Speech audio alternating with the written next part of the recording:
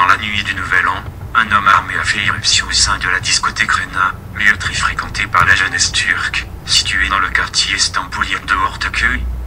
Le bilan actuel fait état de 39 morts et de 65 blessés. L'assaillant est toujours en fuite, alors que l'attaque n'a pas été revendiquée.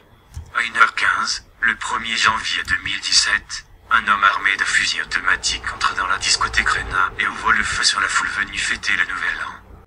Selon le ministre de l'Intérieur turc, Süleyman Soylu, l'assaillant aurait tué au moins 39 personnes, dont 15 étrangers, et fait 65 blessés. Jean-Marc Ayrault, ministre des Affaires étrangères français, a annoncé qu'une Française a été tuée dans l'attaque. 3 autres ressortissants français ont été blessés. Selon l'agence de presse turque de Gand, le club accueille au moins 700 personnes le soir de la nouvelle année. Le gouvernement turc a déclaré que le terroriste était toujours recherché par la police, semblant indiquer qu'il n'y avait qu'un seul assaillant.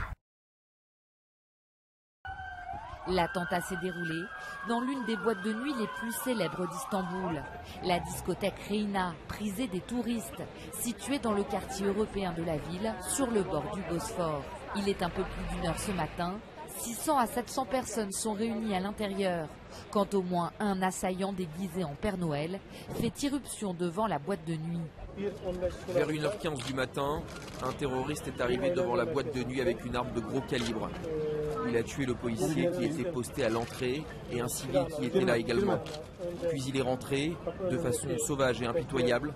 Il a mitraillé des personnes qui étaient simplement venues là pour célébrer le Nouvel An. C'est une attaque terroriste. Selon le gouverneur d'Istanbul, il y avait donc un seul assaillant présent dans la boîte de nuit. Mais certains témoins parlent de plusieurs tireurs. Ils ont tiré avec des armes à feu.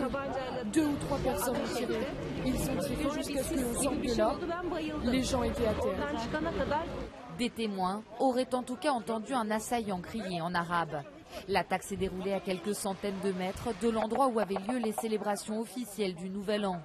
Face au risque d'attentat, la Turquie avait annoncé avoir déployé 17 000 hommes dans la ville pour encadrer les festivités. Une chasse à l'homme est en cours, a précisé le ministre de l'Intérieur turc, dimanche matin. La police a lancé des opérations. Nous espérons que l'assaillant sera rapidement capturé. Les médias turcs, rapportant plusieurs témoignages, font état d'au moins un tireur déguisé en Père Noël. Dans un communiqué publié dimanche matin, le président turc, Recep Tayyip Erdogan, a dénoncé une attaque visant à semer le chaos en Turquie. Ils œuvrent pour détruire le moral du pays et semer le chaos en ciblant des civils avec de telles attaques haineuses. L'attaque n'a toujours pas été revendiquée, mais la Turquie a été la cible de nombreux attentats attribués au groupe État islamique, eux, ou liés à la rébellion séparatiste du Parti des travailleurs du Kurdistan, PKK, au cours des années 2015 et 2016.